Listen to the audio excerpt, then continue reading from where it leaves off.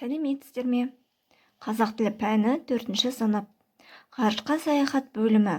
Байқоңырым мақтанышым ортақ тақырыбы бойынша. Сабақ тақырыбы сын есім.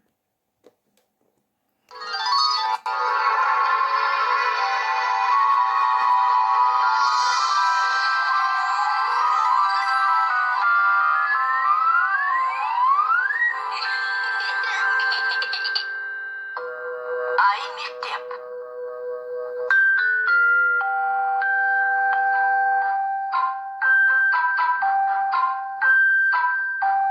Мынау не? Бұл Томнан келген сыйлық. Оның ішінде не бар? Том саған тосын сый жасапты. Не екенін өзің тап. Мен саған көмектесейін. Ол кішкентай.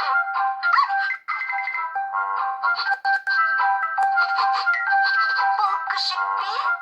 Бұл енді сенің күшігің. Ол қандай екен? Менің күшігім кішкентай. Түсі ала, жүні жұмсақ және сондай ақылды. Көрдің бе? Бұл сөздер қандай деген сұраққа жауап береді. Яғни олар сын есімдер. Сын есім заттың түсін, көлемін, салмағын, дәмін, пішінін білдіретін сөздер сын есім деп аталады. Сын есімдерге қандай, қай деген сұрақтар қойылады. Түсі қызыл, сары, ақ. Көлемі кіші, үлкен, ұзын. Салмағы ауыр, жеңіл. Дәмі ащы, тәтті, қышқыл.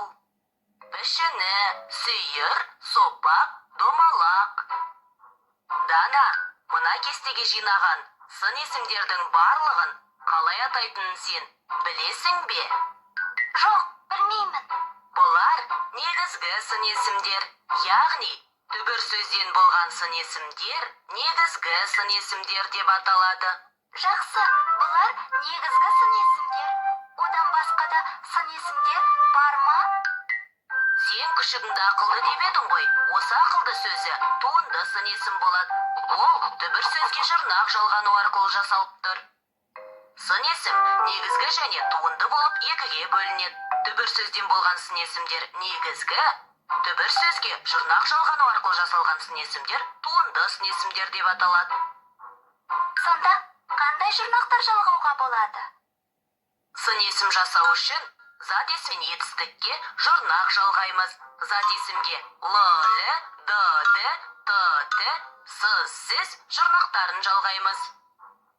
Мысалы, күлкілі, таулы, ақылды, көңілді, әдепті, білімді, тәртіпті.